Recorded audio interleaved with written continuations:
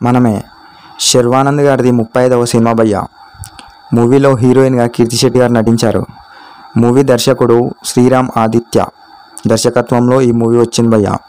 June 7న movie థియేటర్స్లోకి వచ్చింది. అయితే ఈ మూవీ టోటల్ కలెక్షన్ ఎంతో ఈ వీడియోలో మనం తెలుసుకోబోతున్నాం భయ్య.